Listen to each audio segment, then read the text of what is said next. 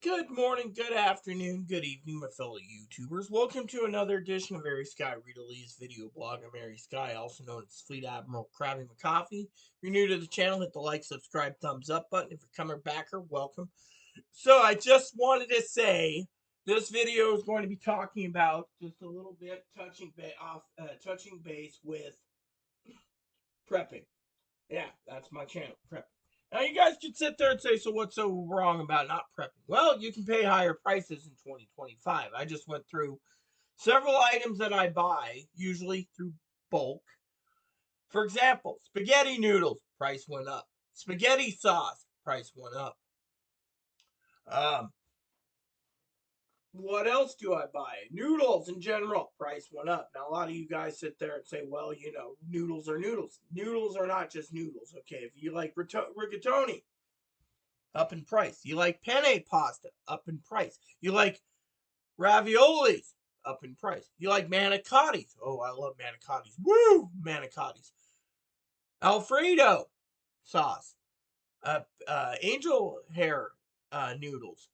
Thin spaghetti noodles. Anything wheat based is gone up in price. Yeah. And it's just going to get worse. I mean, and a lot of people that are sitting there right now, prepping away like me, looks at the big picture and says, oh, the wheat products went up. Yeah. Did you know the other day, Chloe picked me up a bag of Doritos, family size? The Beth, I should say. We don't want to get it confused with moderator Zoe. Zoe wouldn't bring me a bag of Doritos anyway. She'd say, oh, it's bad for my health, which it is. It was $8 for a family sized bag of chips. This is why I don't eat that many chips. They're raising the price on products. Now, Doritos is made with corn, so think about the price of corn. Corn goes up. We have to import our corn.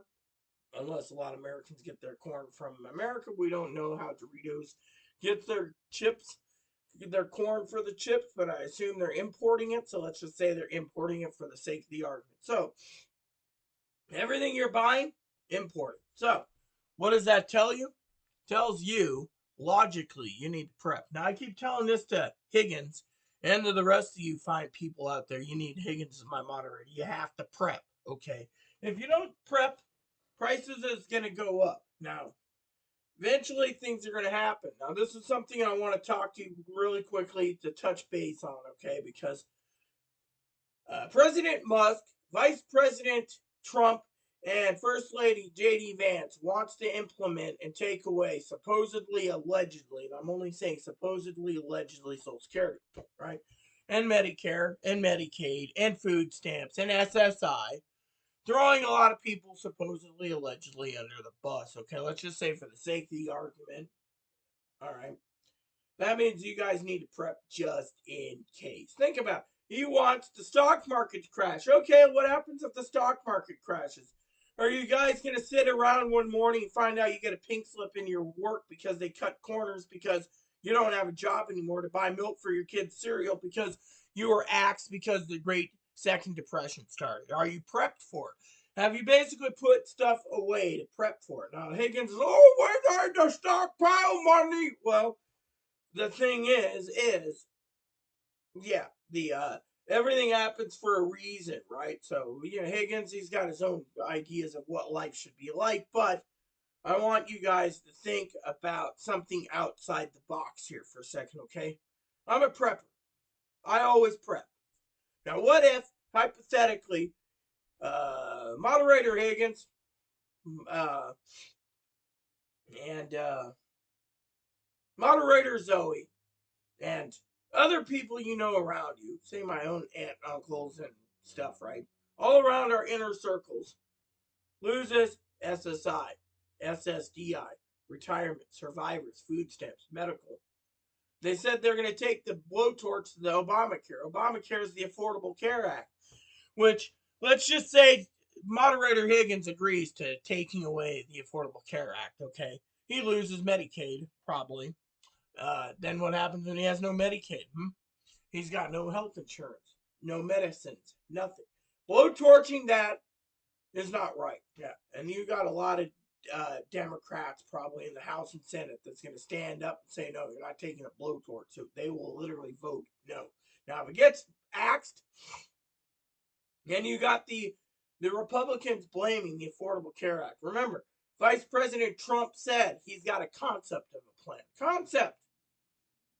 All President-elect Musk has in store is he wants lower taxes. Yeah, at the backs of you, the people. So this is why I keep telling you guys to prep. Now, we're not here to talk about politics. We're here to talk about prepping. Now, what if uh, Social Security doesn't get cut, or Medicare, Medicaid, and they can't do it, but we get a Great Depression? Are you prepared to find out that without money, without certain things, that government's gonna basically? I mean, think about it. As a prepper, you could think that, let's just say 80 million people, retirees, disabled, etc., getting Social Security turns around, and food stamps, and that's all they got. And then the families, then the states turn around and say, "Oh well, we don't have food stamp. We have food stamps, but there's not enough." The country went into a Great Depression, and everything goes down the toilet. So this is why you need to basically make sure you basically have enough beans and rice to get by. Now, some of you will say, "Oh well, Great Depression. I'm not going to be worried because I don't have any problems, with the power."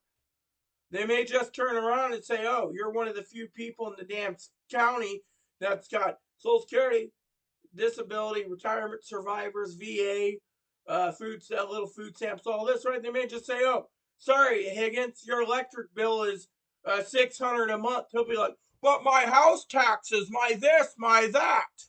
I mean, think of it. These people can turn around and start gouging you for higher money because they can, because most people won't be able to afford their electricity, let alone their water, their garbage, their sewer, and anything else. So they were literally going to go to Trumpvilles. Now, before you say are Muskvilles, Trumpville, Muskvilles, or Vancevilles, which is what I call Hoovervilles, which is, tents and living in there. People are going to complain. Yeah, why? Because it's the way it is. I mean, think about it. We could be going down this path. So I want you guys to think about it. This is another reason why we're prepping. Just in case Great Depression. We're also prepping for higher pricing. I mean, look, everything I've talked about in this video is literally sold out. Literally sold out. I mean, I'm looking at ramen, noodles, beans. I mean, all these things sold out or higher price. Why? Because they don't want you to buy this stuff. They think you're poor. Do you think Amazon or any of these don't know your financial stabilities? You don't think so? There's so many things around the country. You got to either save up for it or not save up. Higgins was just talking about saving up. There is no time to save up. That's the thing. A lot of people say, what is the best course of action? Well, for prepping, you need to basically get your preps in order and rotate, because it's not going to get any easier.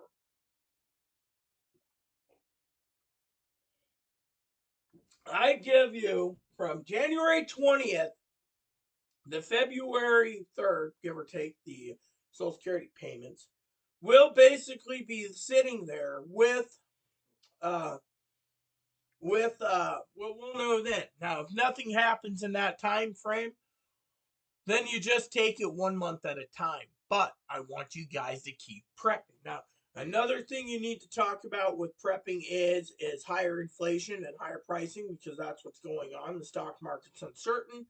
Uh, and you got all these Republicans blaming Jerome Powell or this or that. You're not going to be blaming anyone in the Democratic Party, because the Democrats are going to sit back and watch you torch the entire country.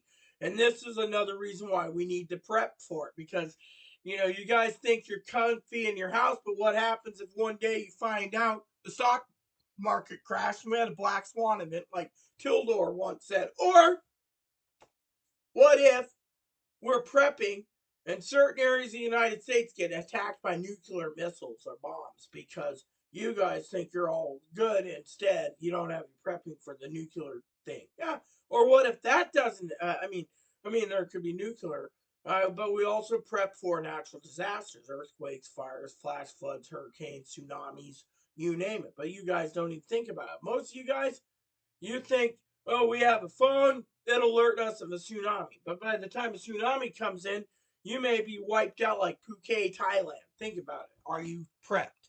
Oh, yes, I'm prepped. I'm ready to go. Really? Are you prepped? Oh, yes, I'm ready to go. Think about it. Now, a lot of you guys have said, well, what is the best course of action for big ticketed items? Don't buy it. Unless your car breaks down and Higgins says, oh, I need a new Tesla. Go ahead and buy one. But then again, I just talked to a guy that just got rid of his Kia, my beloved neighbor. He's a Latino guy. I love him dearly. He makes great tamales. And let me just tell you that guy said his car battery was 38,000. He could trade his car in, and they let the company pay the 38,000. He'd get 26 for the car. He wanted enough money because he paid 62,000 for this electric four-door Kia. What does he say? He's selling up to get a van. Why? Because electric, it's harder and harder to charge it. There's not many charging stations on this island. And two is it's expensive. I mean, think about it from a point of view of someone who owns um that guy, he owns his electric car. Now, for some of you out there saying, well, what do we do then? You don't buy big ticketed items unless you need to. This is the time to get your big ticketed items in and stuff to basically make it work, because you got to basically sit down and hunker down. Now, a lot of you say, well, what do we buy? Yeah, you do what I recommend. I don't order you to do nothing. I would recommend stockpiling everything you can and putting it away. I mean, look, during the next 4 years, there's a lot of people saying, well, do we stay indoors? Do we stay outdoors? Depends. Depends on the weather, the rain, the factors, and everything. If you can basically stay safe, prep indoors, run on a treadmill, do what you can. But the point is don't buy big ticketed items unless you have to. Now, if you see something you like, you're going to have to ask yourself, do you really need it? And that is something that I wanted to share with you all, because frankly, it is what it is. I mean, think about it from this point of view. You're looking at pricing right now. There's pricing is dropping because they want to clear out their warehouses to bring in new stuff. But if Trump, Vice President Trump does tariffs and Elon Musk goes along with it, your ramen's going to go up in price. I mean, look, one of the things that I want to talk about is ramen pricing is very high right now. I mean, look, 3 packages, $7.20. The rest, $15 to $25 or more. Why is it double or triple? Because those flavors sold out first, because everyone knows what's tasty and what doesn't. And what isn't tasty, I mean, look, the other day I posted beef ramen on Amazon, on my Blue Sky, $5.36. Now it's like $16, give or take, for the same 24 pack of beef ramen. Why? Because the noodles are going up. Apparently, where people are realizing that they better get their preps in order. A lot of people that are poor going with ramen. That's not healthy, but at least it's food. Now, what happens if you basically turned around? Okay, now I keep telling Brother Higgins to rotate his stuff out, because what if the food stamps get cut off? I mean, it's not mandatory that they give food stamps. They could just say, "Oh, it expired. We're not filling it again."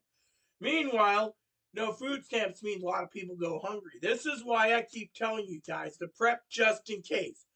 I mean, literally, beans and rice have uh,